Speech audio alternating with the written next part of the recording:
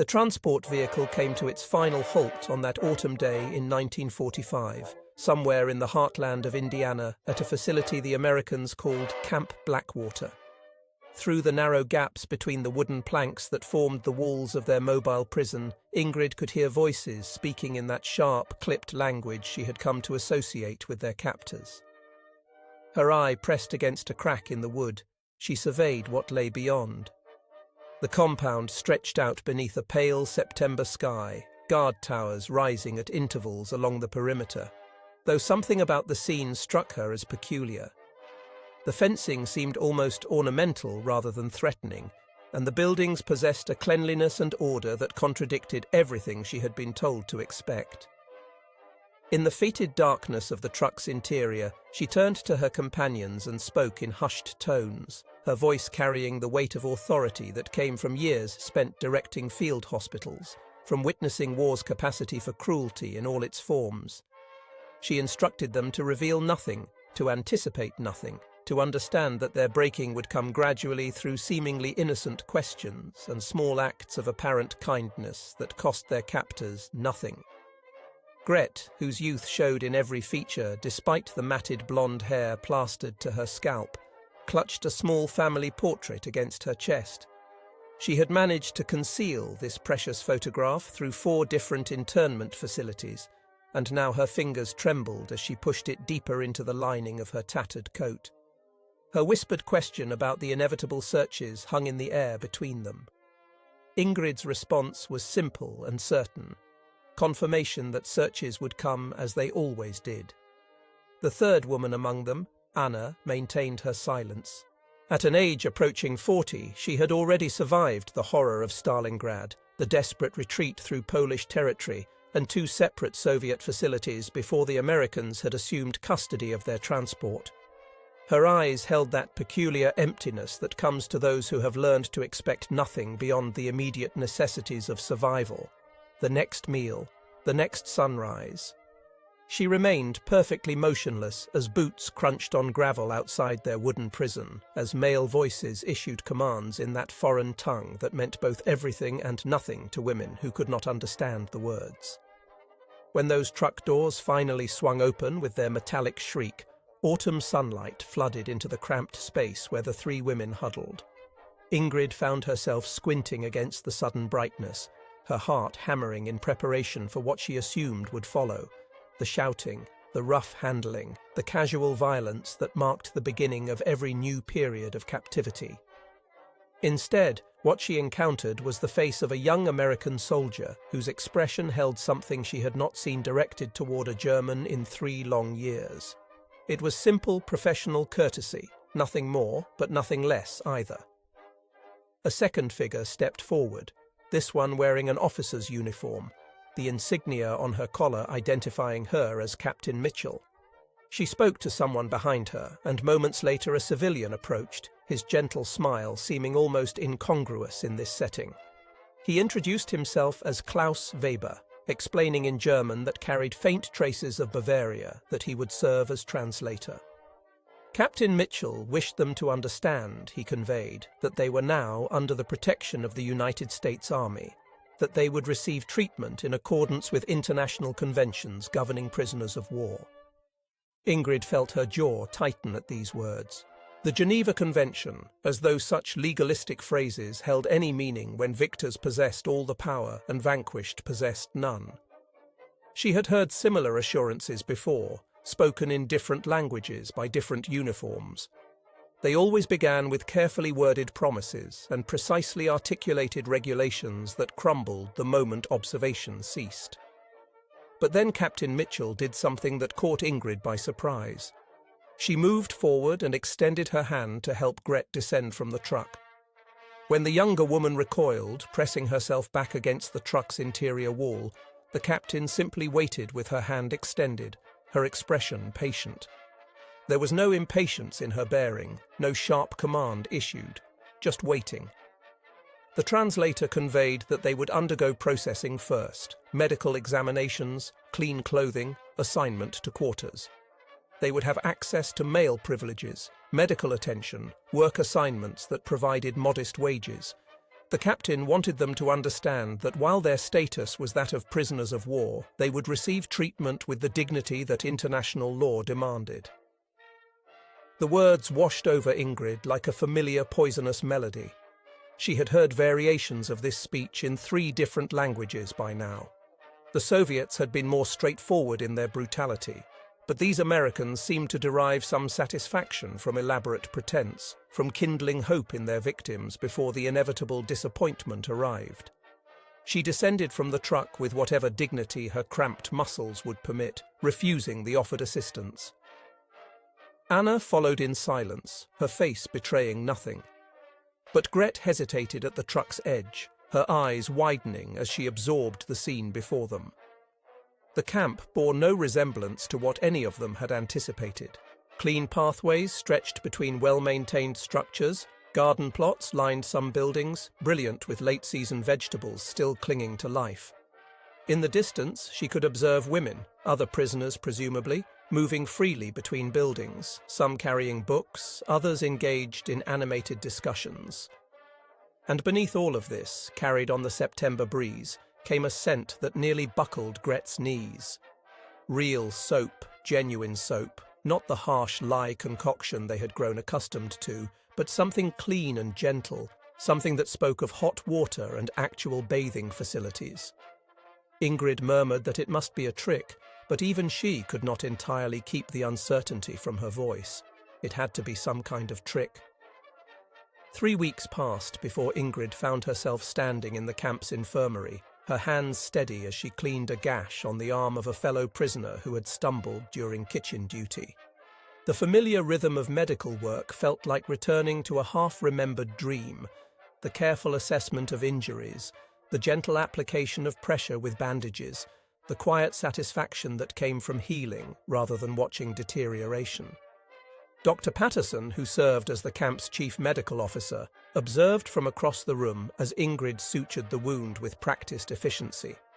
She had been skeptical when Captain Mitchell first proposed allowing the former German field surgeon to assist in the medical facility. But 3 weeks of observation had dissolved most of her reservations. The woman's hands remembered skills that transcended questions of nationality, and her gentle manner with frightened patients spoke of someone who understood suffering with intimate knowledge. Dr. Patterson offered quiet praise in her limited German, and Ingrid felt something inside her chest crack slightly, not breaking entirely, but softening in a manner that felt dangerous. She had been prepared for many things in this American camp, but not for professional respect. Not for the gradual restoration of an identity she had believed the war had stripped away permanently. In the camp's makeshift classroom, Gret bent over a piece of paper, her tongue caught between her teeth as she struggled with English letters.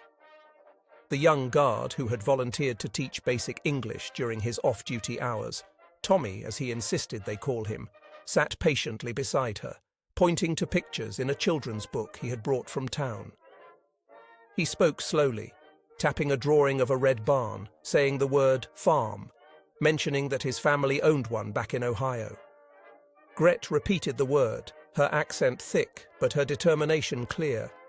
She looked up at him with eyes that were beginning to lose some of their haunted quality, asking in broken English whether his farm was large. Tommy grinned and extracted his wallet, pulling out a creased photograph of a modest farmhouse surrounded by cornfields. His parents stood on the front porch, waving at the camera, and Gret studied their faces with fascination. These were the enemy faces she had been taught to fear, but in the photograph they appeared like any German farming couple, weathered by honest labor and softened by family affection. Tommy admitted his farm was not so large, but it was home. Someday, when all this war business was finished, he would return and help his father with the harvest. He paused, studying Gret's face, asking whether she had family, whether she came from a farm. Gret's hand moved instinctively toward the hidden photograph against her chest, but she stopped herself. Trust remained a luxury she could not afford, even with this kind young man who brought her chocolate bars from the post exchange, and never seemed to grow impatient with her halting attempts at his language. From her office window, Captain Mitchell observed the daily routines of camp life unfolding with growing satisfaction. The integration was proceeding better than she had dared to hope. Work assignments had been distributed according to skills rather than as punishment. Former teachers assisted in the camp school, women with sewing experience mended uniforms, and those with cooking skills found themselves welcomed in the mess kitchens where their knowledge of creating filling meals from limited ingredients proved invaluable. But her satisfaction was tempered by mounting pressure from her superiors. Colonel Harrison's visits had become more frequent, his questions more pointed. He wanted intelligence about rocket programs, about factory locations, about anything that might prove useful to the ongoing campaign in the Pacific. He could not understand why Captain Mitchell's gentle approach was not yielding the information that harsher methods might extract. She had argued during their last meeting that these women were not strategic assets, that they were teachers, nurses, farm wives, not rocket scientists or military planners. Harrison had replied coldly that every German knew something useful, that her job was to discover what that something might be. The colonel's words echoed in her mind as she watched Anna working in the camp garden, her movements methodical as she harvested late tomatoes. Of all the German women, Anna remained the most withdrawn, the most suspicious of American intentions. She performed her assigned duties without complaint, but offered nothing beyond what was strictly required.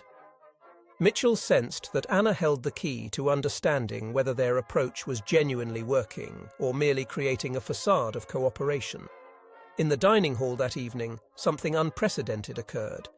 The sound began at one of the tables where German women sat with their evening meal, a soft chuckle, barely audible above the clatter of cutlery and conversation. Then another woman added her voice, and soon an entire table was sharing what appeared to be a joke, their faces animated in a way that spoke of returning humanity. The American guards noticed immediately. Several paused in their duties, struck by the simple novelty of hearing German laughter in their camp. It was not the bitter, edge-of-hysteria laughter they sometimes heard from prisoners pushed too far, but the genuine cleansing laughter of people beginning to remember that joy was possible even in captivity.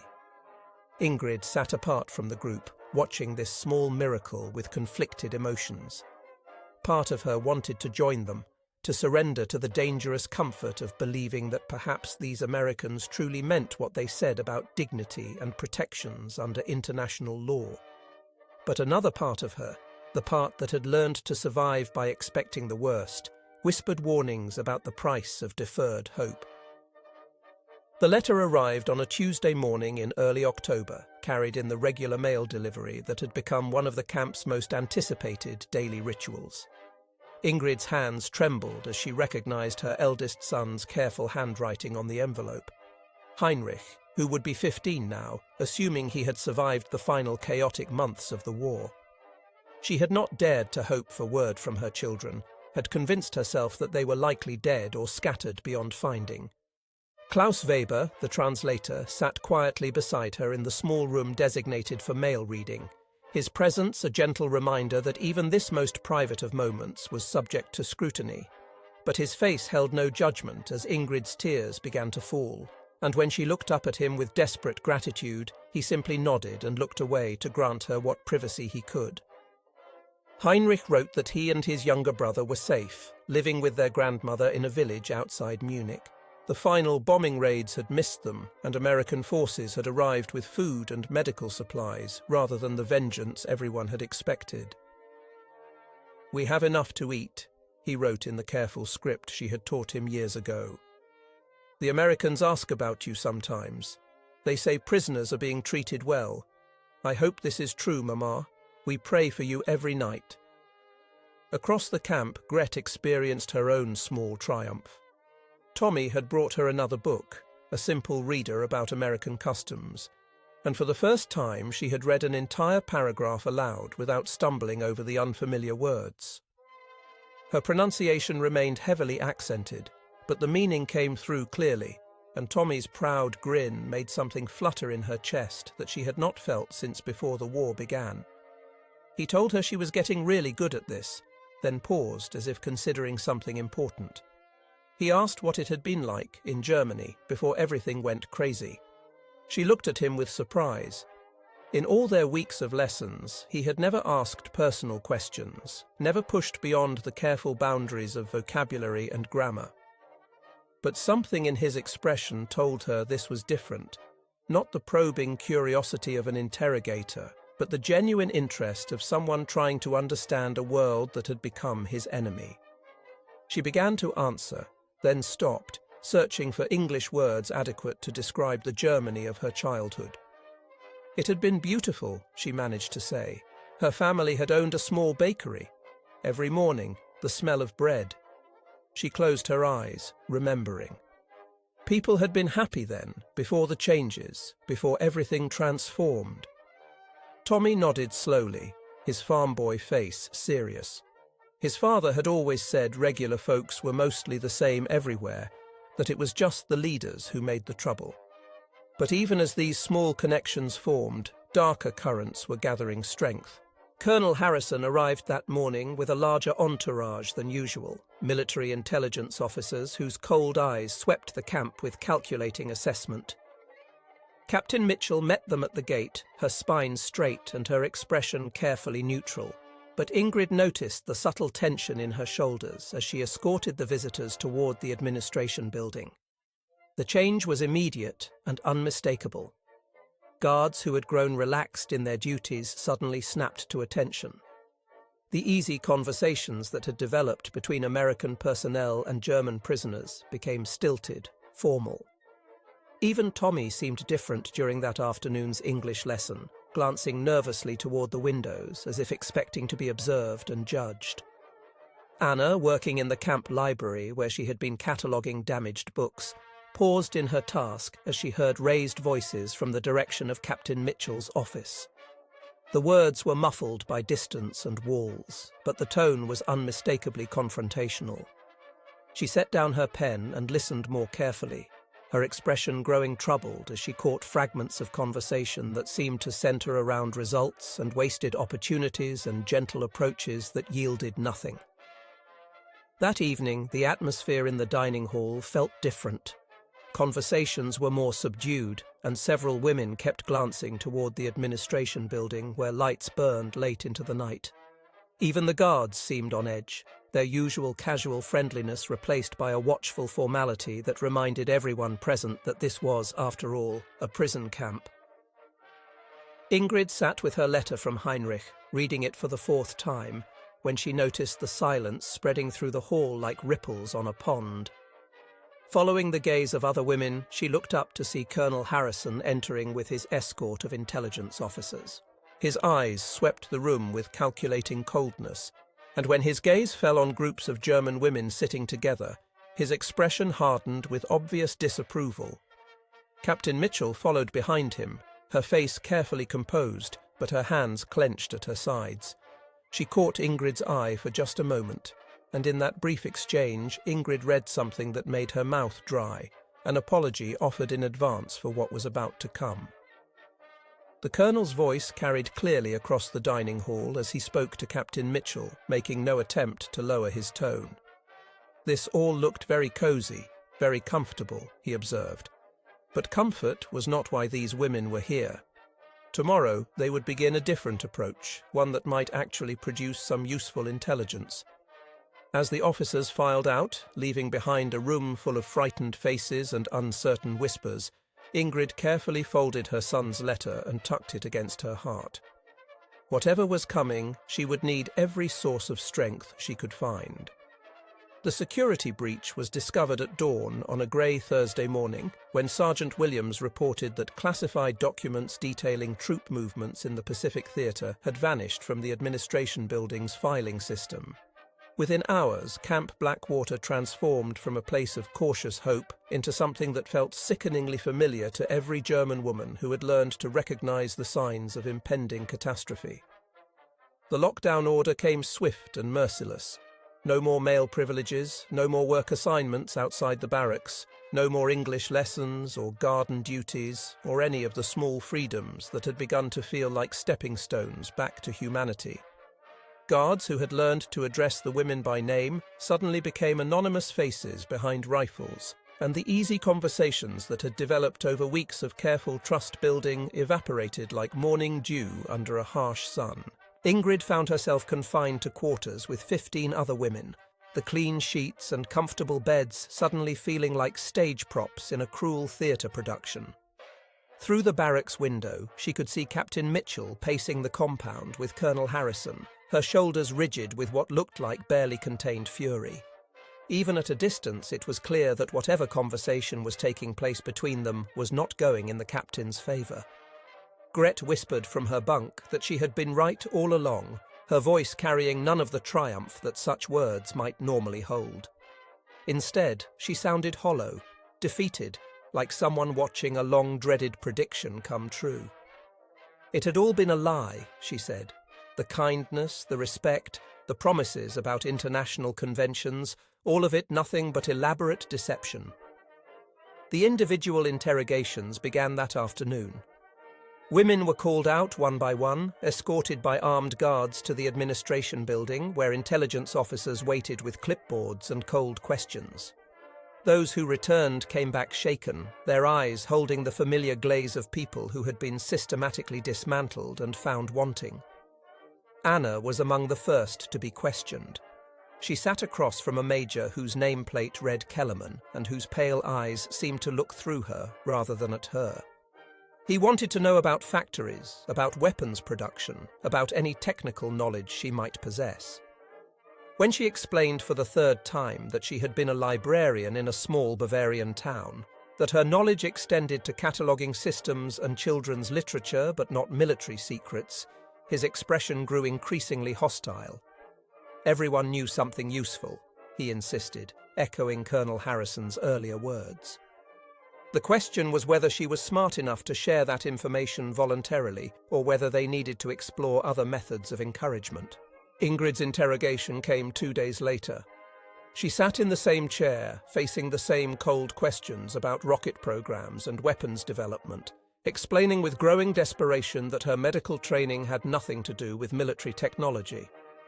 The officer, a different man this time, younger but no less ruthless, seemed particularly interested in her work in the camp infirmary, suggesting that her access to medical supplies and personnel files made her a valuable intelligence asset.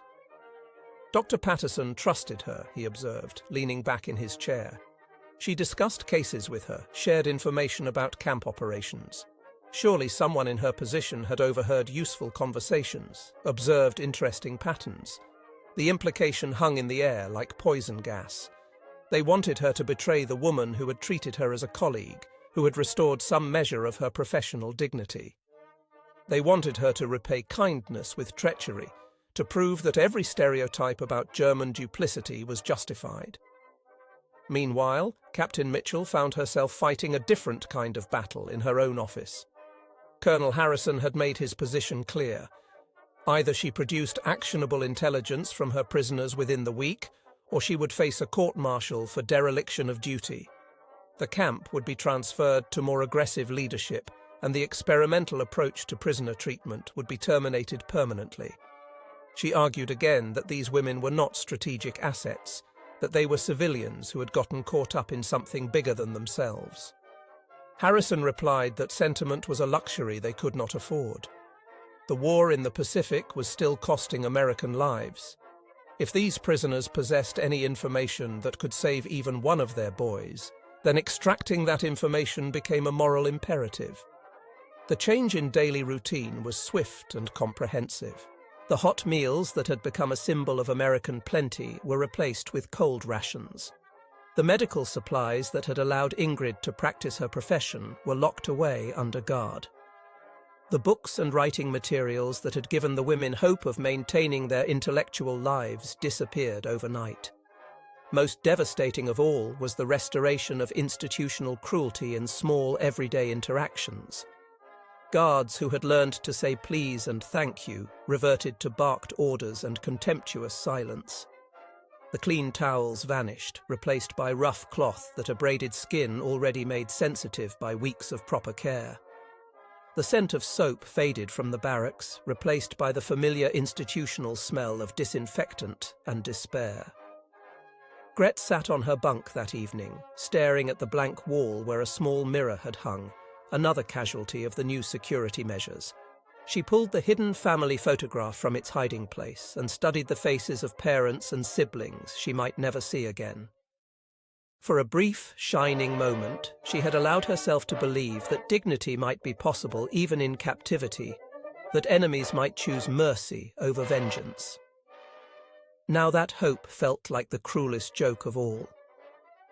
The truth emerged on a rain-soaked Monday morning when Private Johnson discovered the missing classified documents wedged behind a filing cabinet in the records room, apparently having slipped from an overstuffed folder during routine filing 3 weeks earlier. No German prisoner had been involved. No security breach had occurred.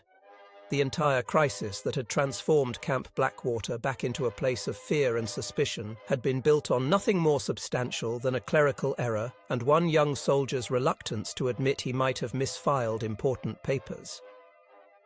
Captain Mitchell stood in Colonel Harrison's temporary office, holding the recovered documents while rain drummed against the windows like accusations.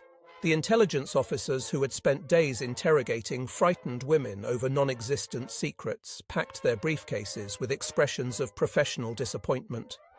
Their methods had yielded nothing because there had been nothing to yield.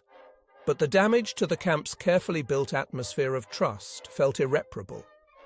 "Well," Harrison said with the casual indifference of someone whose career would remain unaffected by the week's revelations, "at least they now knew the security protocols worked when they needed to." "Better safe than sorry," he added. He paused at the door, his cold eyes surveying the rain-soaked compound one final time. "Keep them on restricted privileges for another week," he instructed, "just to maintain discipline." They could not have the prisoners thinking this was all some kind of mistake. But it had been a mistake, a catastrophic, trust-destroying mistake that had revealed how fragile their experiment in dignified treatment truly was. Captain Mitchell watched the colonel's convoy disappear into the October gloom and felt the weight of 27 frightened women whose faith in American promises had been shattered by fear and institutional paranoia. In the barracks, silence had become the dominant language. Women who had begun to share stories of home and hope now sat on their bunks staring at walls, their faces holding the flat expression of people who had learned not to invest emotional energy in anything that could be taken away. Gret clutched her hidden family photograph, but no longer dared to look at it, afraid that even this small comfort might somehow be discovered and confiscated. The silence was broken only by Anna, whose voice cut through the oppressive quiet with devastating clarity. They had been cleared, she said to no one in particular. The missing papers had been found. They had done nothing wrong. She looked around the barracks at faces that had stopped believing in vindication. Yet here they were, still locked up, still being punished for crimes they had not committed.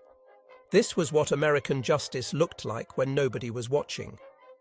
Ingrid sat on the edge of her bunk, reading her son's letter for what felt like the 100th time, the paper growing soft with handling.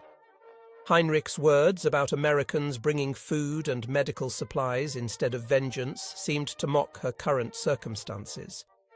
Perhaps her son was seeing a different kind of American than the ones who ran prison camps. Perhaps kindness was reserved for conquered civilians and cruelty for captured enemies. Perhaps she had been foolish to think that mercy could survive the machinery of war. But that afternoon, something unexpected happened. Captain Mitchell appeared in the doorway of their barracks, not with the official bearing she had maintained during the crisis, but with the hesitant posture of someone approaching a wounded animal. In her hands, she carried something small and familiar, Gret's confiscated family photograph, the one that had been taken during the security sweep. She walked directly to Gret's bunk and held out the photograph without ceremony. She spoke in carefully pronounced German that she must have practiced with Klaus Weber, saying simply that she was sorry, that they had let fear win. Gret stared at the offered photograph for a long moment, afraid to reach for it, afraid it might disappear if she moved too quickly. When she finally took it, Her hands were shaking so badly that the image blurred through her tears. She spoke quietly, studying Captain Mitchell's face with new understanding. "You were afraid," she said. It was not an accusation, but a recognition, one survivor acknowledging another's struggle against forces beyond their individual control. Mitchell nodded, her own eyes bright with unshed tears. "Fear made cowards of all of them," she replied through Klaus's translation. But that did not excuse what had happened here, did not excuse what they had taken from these women. She paused, searching for words to explain something that perhaps could not be fully explained. Dignity, she suggested, was not something that could be given or taken away by external forces. It was something that lived in the space between people who decided to see each other as human beings, worthy of respect. The photograph trembled in Gret's hands, but for the first time in weeks, it felt like holding hope rather than mourning it. In the days that followed, the camp began a slow, painful process of rebuilding what fear had nearly destroyed. The hot meals returned gradually, as did access to medical supplies and reading materials. Guards who had reverted to their harsh military bearing began once again to address the women by name, though the ease of earlier interactions would take longer to restore. Tommy resumed the English lessons with Gret, though both of them carried a new wariness now, an understanding that what they were building together was fragile and could be shattered by forces neither of them controlled. He brought her a new book, one about American history this time, and as they worked through its pages together, he found himself explaining not just vocabulary, but the ideals his country claimed to stand for, ideals that had been tested and found wanting in the recent crisis. Ingrid returned to her work in the infirmary, where Dr. Patterson greeted her with visible relief and what might have been an apology in the way she immediately involved Ingrid in a complicated case requiring surgical expertise. They worked side by side in a silence that was comfortable rather than strained, two professionals united by their commitment to healing even when their governments remained at war. Anna continued her work in the library, but something had shifted in her as well. She began, cautiously at first, to engage in conversations with other prisoners and occasionally with the American staff. Her comments were often sharp, edged with the cynicism of someone who had seen too much to trust easily, but they were comments nonetheless, contributions to a communal dialogue rather than the isolation she had maintained before. The camp librarian, a middle-aged woman named Mrs. Thompson, who had taught school before the war, found herself drawn into discussions with Anna about literature, about the universal themes that transcended nationality and conflict. They discovered a shared love of classical poetry, and Mrs. Thompson began bringing books from her personal collection, volumes that had somehow survived the war's disruptions. One evening, as October gave way to November and the Indiana autumn deepened toward winter, Captain Mitchell called a general assembly in the camp's main hall. The German women filed in with expressions ranging from curiosity to apprehension, uncertain what this gathering might mean. The captain stood before them with Klaus Weber at her side to translate, and when she began to speak, her voice carried clearly through the hushed space. She spoke about mistakes, about how even well-intentioned people could be swept up by fear and institutional pressure into actions that betrayed their values. She spoke about the recent crisis not as an aberration, but as a test that the camp had collectively failed, a failure she took personal responsibility for as the commanding officer. But she also spoke about choices, about how each day presented new opportunities to decide whether they would be ruled by fear or by the principles they claimed to believe in. She acknowledged that trust, once broken, could not be easily mended, but she asked for the chance to rebuild it through actions rather than words. She announced policy changes that would give the prisoners more autonomy in their daily routines, more input into work assignments and educational opportunities, more access to communication with families back home.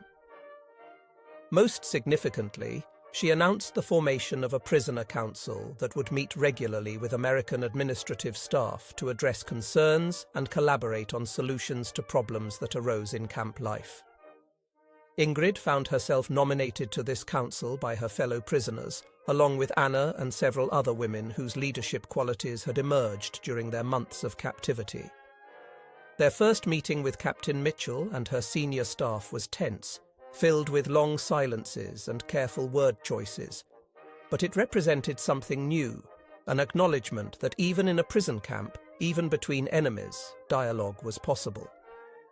Anna spoke at that first meeting with a directness that made some of the American officers uncomfortable. She pointed out that fine words about dignity and respect meant nothing if they could be swept away so easily by crisis. She argued that if they were serious about treating prisoners humanely, then systems needed to be in place to protect that treatment even when circumstances became difficult, especially when circumstances became difficult. Captain Mitchell listened without defensiveness, taking notes and occasionally asking clarifying questions. At the end of the meeting, she thanked the women for their frankness and promised to present their concerns up the chain of command, though she cautioned that her influence had limits and that larger policy decisions were made far above her pay grade. As winter settled over Camp Blackwater, the rhythm of life took on a different quality. The English lessons continued, now expanded to include more prisoners and more volunteer teachers from among the American staff. A small theatre group formed, performing simple plays and skits that drew audiences from both prisoners and guards.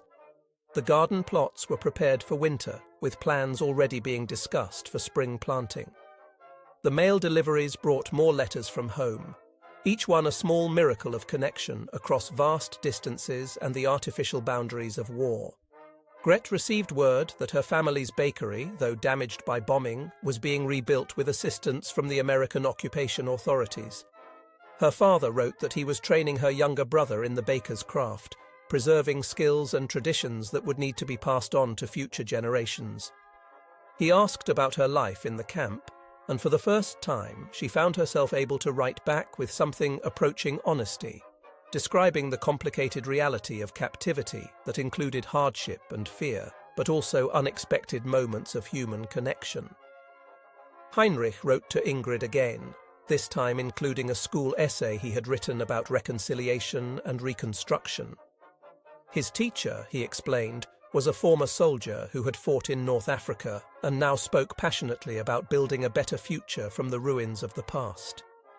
Ingrid read her son's earnest words about learning from history and choosing peace, and felt the strange double sensation of pride in his idealism and sorrow for the innocence that had been stolen from his generation. Tommy brought Gret a gift as winter approached.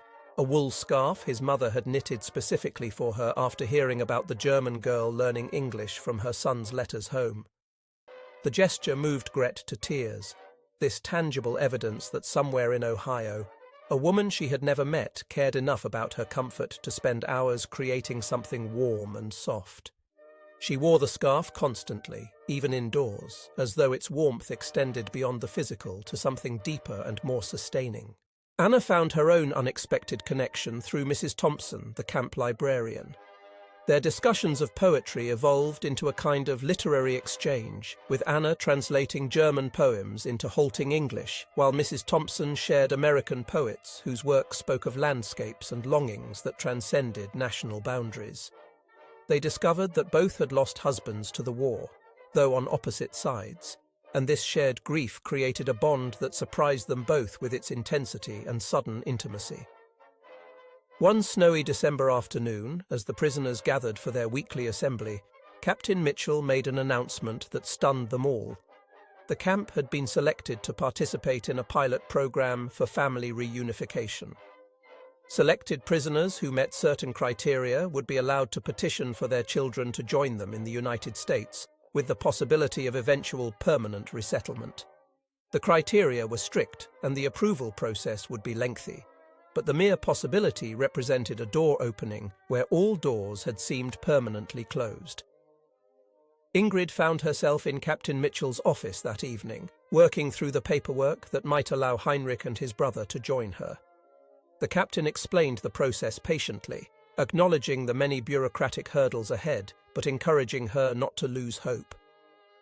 As Ingrid left the office with a folder of forms to complete, she carried something she had not allowed herself to feel since her capture. the belief that future possibilities might extend beyond mere survival.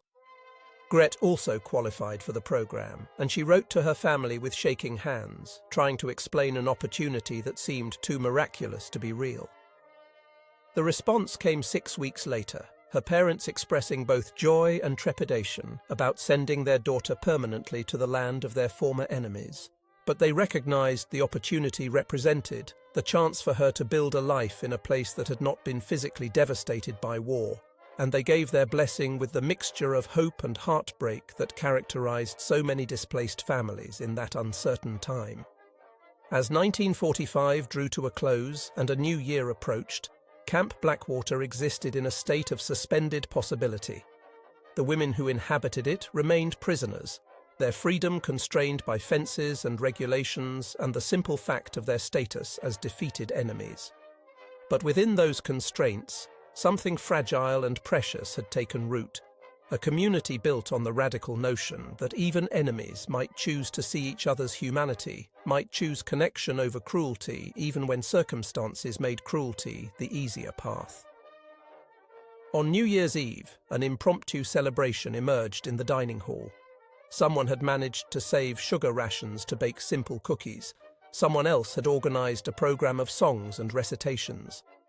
American guards attended alongside German prisoners, and for a few hours the boundaries between captor and captive blurred into something more complex and more hopeful.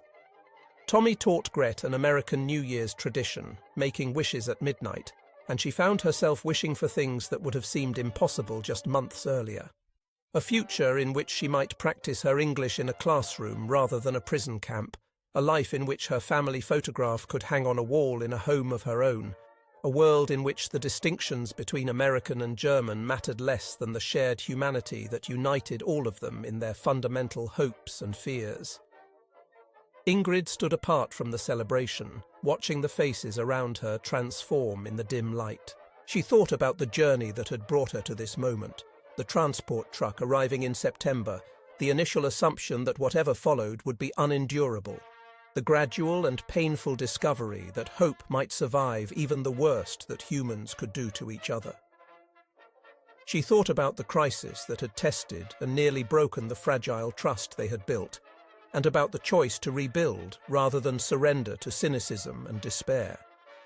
Most of all, she thought about her sons, about the possibility of holding them again, of building some kind of future together in this strange land that had somehow become less foreign and less frightening with each passing day.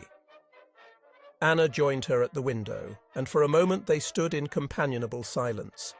Two women who had learned that survival sometimes required both fierce determination and the willingness to accept unexpected kindness. Anna spoke quietly, her voice barely audible above the celebration behind them. She said that in all her years of captivity, in all the camps and interrogations and endless uncertainties, she had never thought she would experience something like this. A New Year's celebration where prisoners and guards laughed together, where enemies began the tentative work of becoming something else. Ingrid nodded, understanding the unspoken complexity beneath Anna's words. What they were experiencing was fragile and conditional, subject to forces beyond their control, vulnerable to the institutional fears and political pressures that had nearly destroyed it once already. But it was real, achieved through the efforts of individuals who had decided that their shared humanity mattered more than the categories that war had imposed upon them. As midnight approached and voices began counting down in both English and German, Ingrid allowed herself to feel something she had not felt in years: gratitude, not for her circumstances, which remained difficult and uncertain, but for the people around her who had chosen compassion over cruelty, who had demonstrated that even in the darkest circumstances, human beings retained the capacity to surprise each other with kindness. The new year arrived with shouts and applause, with embraces that crossed boundaries of nationality and language, with tears that spoke of relief and release, and the tentative hope that perhaps, just perhaps, the worst was behind them, and something better lay ahead. In the days that followed, life in Camp Blackwater continued with its mixture of routine and possibility. The English lessons expanded to include more complex material, discussions of American government and civic participation, practical skills that might help the prisoners navigate their eventual futures, whether in America or in a rebuilt Germany. The infirmary continued its work, treating illnesses and injuries with the same care regardless of the nationality of the patient, a small daily enactment of medical ethics that transcended political considerations. The Prisoner Council met regularly, addressing issues ranging from food quality to work assignments to the emotional challenges of extended separation from families. These meetings were not always harmonious. Conflicts arose, misunderstandings proliferated. The weight of accumulated trauma sometimes erupted in anger and accusation. But the meetings continued, providing a forum for dialogue even when that dialogue was difficult, establishing precedents for how diverse groups might govern themselves cooperatively even under less than ideal circumstances. Tommy and Gret continued their lessons, though the relationship between them had evolved into something more complex than teacher and student. They talked about their lives before the war, about their hopes for whatever future awaited them, about the strange circumstances that had brought a farm boy from Ohio and a baker's daughter from Bavaria together in an Indiana prison camp. Neither spoke openly about feelings that extended beyond friendship, both aware that the power imbalance inherent in their circumstances made anything more problematic, but the unspoken possibility hung between them like a promise that might someday be fulfilled under different conditions. By spring of 1946, the first family reunifications began to occur. Ingrid stood at the camp gate on a warm April morning, watching a car approach with her heart hammering so hard she thought she might faint. When Heinrich and his younger brother emerged from the vehicle, taller than she remembered and marked by experiences she could only imagine, the world seemed to pause in that moment before they ran to her. The embrace that followed contained years of separation and uncertainty, months of grief and longing, the simple miracle of survival against odds that had seemed overwhelming. They had all been changed by the war, shaped by experiences that could never be fully shared or completely understood. But they were together, and that togetherness represented its own form of victory over the forces that had tried to destroy them. Gret's family reunion came weeks later, and it brought complications that Ingrid's had not. Her parents, arriving with her two younger siblings, struggled with the decision they had made to allow their daughter to remain in America while they prepared to return to Germany to rebuild their bakery. The goodbye that followed was wrenching, full of promises to write and hopes for future visits that might or might not materialize, acknowledging the reality that families scattered by war often remained scattered, connected by bonds of love but separated by circumstances stronger than individual will. Captain Mitchell watched these reunions with satisfaction, tempered by awareness of how much remained unresolved. The pilot program was limited in scope, and many prisoners would eventually face deportation back to a Germany they no longer recognized, returning to communities devastated by war and occupied by former enemies. The work of reconstruction would be measured in decades, not months, and the wounds opened by years of conflict would not heal quickly or completely. But she had learned something important during her time commanding Camp Blackwater, that even in circumstances defined by conflict and captivity, individuals retained the power to make choices about how they treated one another, that institutional structures could either facilitate cruelty or enable compassion depending on the values of those who implemented them. She had seen the worst of what fear could do, how quickly trust could crumble when security concerns overrode ethical commitments. But she had also seen the resilience of human connection, the way that small acts of kindness could accumulate into something transformative, the possibility that even enemies might discover their shared humanity if given the chance. As summer arrived and the camp's population began to shift, with some prisoners leaving through reunification programs and others through repatriation to Germany, the community that had formed over months of coexistence began to dissolve. Goodbyes were said, addresses exchanged, promises made to stay in contact, though everyone knew that promises were easier to make than to keep. that the urgency of the present would fade into the demands of whatever future awaited each of them. Tommy and Gret said their farewell on a warm June morning, both aware that whatever connection they had formed would be difficult to maintain across distances and circumstances that made any relationship between them complicated at best. He gave her his address in Ohio, making her promise to write, telling her that she would always have a friend in America if she needed one. She gave him a small drawing she had made of the camp garden where they had spent so many hours in conversation, a memento of a time and place that had been simultaneously prison and sanctuary, captivity and connection. Anna chose repatriation, deciding that her future lay in helping rebuild the country that had both shaped and nearly destroyed her. Mrs. Thompson drove her to the train station, and their goodbye contained the particular poignancy of a friendship formed in circumstances that would never be repeated. They had found each other across the boundaries of nationality and language, connected by their shared love of literature and their common experience of loss. The friendship would continue through letters for many years, a thin thread of connection spanning an ocean and the artificial divisions of Cold War politics. Ingrid remained at Camp Blackwater through the summer and into the fall, working in the infirmary alongside Dr. Patterson while her sons adjusted to their new life in America.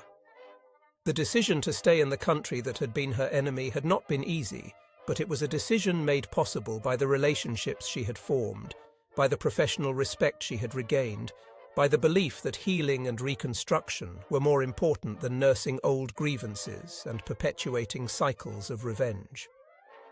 In November of 1946, more than a year after the truck doors first swung open to reveal an uncertain future, Ingrid was released from Camp Blackwater with her sons, no longer a prisoner of war, but a displaced person navigating the complicated process of building a new life in a land she was still learning to understand. Dr. Patterson helped her secure a position at a local hospital, vouching for her skills and character, enabling her to resume the medical work that had always been her calling. The years that followed were not easy, marked by struggles with language and culture, by the burden of being German in a country still celebrating its victory over Germany, by the knowledge that her choices had separated her from family and places that remained part of her identity even as she built a new life. But those years also brought unexpected joys, watching her sons adapt and thrive, building professional relationships based on mutual respect, discovering that identity could be more fluid and complex than the rigid categories of wartime had suggested. Gret, remaining in America through the reunification program, eventually made her way to Ohio, where a farm family welcomed her as a hired hand, allowing her to continue her education while contributing to their agricultural work. She and Tommy maintained their friendship, and as years passed and the circumstances that had made their relationship complicated began to recede into history, that friendship deepened into something more. They married in the spring of 1949, a small ceremony that brought together Tommy's farming family and Gret's American sponsor family, a celebration of love that had survived war and captivity and the artificial boundaries that had tried to keep them apart. Anna returned to Bavaria and devoted herself to rebuilding her community's library, salvaging books that had survived the war and acquiring new ones, creating a space where knowledge and culture could be preserved and transmitted to generations who would need to rebuild not just physical structures, but intellectual and moral foundations. She and Mrs. Thompson corresponded regularly, their letters discussing literature and politics and the shared work of reconstruction, maintaining a connection that demonstrated how friendship could transcend national divisions when individuals chose connection over continued enmity. Captain Mitchell continued her military career, carrying with her the lessons learned at Camp Blackwater about the power of institutional structures to either facilitate or hinder human dignity. She became an advocate for humane treatment of prisoners, speaking and writing about the importance of maintaining ethical standards, even in circumstances where expedience might seem to justify cruelty. Her advocacy was not always popular, particularly as Cold War tensions mounted and different fears replaced the certainties of the recently concluded conflict. But she persisted, driven by the belief that how nations treated their enemies revealed their true character more clearly than how they treated their allies. The story of Camp Blackwater became, in later years, a footnote in larger histories of the war and its aftermath, a small example of what was possible when individuals chose to see each other's humanity rather than surrendering entirely to the dehumanizing logic of conflict. The women who had been imprisoned there carried those experiences with them, shaping how they understood themselves and their place in a world that was slowly, painfully emerging from years of unprecedented destruction and attempting to build something new from the ruins. On September 15, 1975, exactly 30 years after 3 German women stepped from a transport truck into uncertain captivity, a reunion took place at a park in Indiana. Ingrid, now in her 70s and retired from medical practice, travelled from her home in Pennsylvania. Gret, a grandmother now with grown children of her own, drove from Ohio with Tommy, their decades of marriage a testament to love that had survived extraordinary circumstances. Anna, visiting America for the first time since the war, had flown from Germany with the support of friends who recognized the significance of this gathering. They spent the afternoon sharing memories, filling in gaps in each other's stories, marveling at the paths their lives had taken. They talked about the fear and uncertainty of those early days, about the crisis that had nearly broken the fragile trust that had been building, about the individuals who had chosen compassion over cruelty, and in doing so had changed the trajectory of their lives. They acknowledged the privilege they had experienced even in captivity, aware that their treatment had been exceptional rather than typical, that many prisoners in many places had endured far worse. But they also celebrated what had been achieved, the demonstration that even in circumstances defined by conflict, human beings retained the capacity to surprise each other with kindness, to build connections across boundaries that seemed insurmountable, to choose hope over despair even when hope seemed foolish or dangerous. As evening approached and shadows lengthened across the park, they stood together looking at a memorial that had been erected to commemorate Camp Blackwater, a small plaque acknowledging its history as a prisoner of war facility during the final year of the conflict. The memorial said nothing about the experiment in humane treatment, nothing about the relationship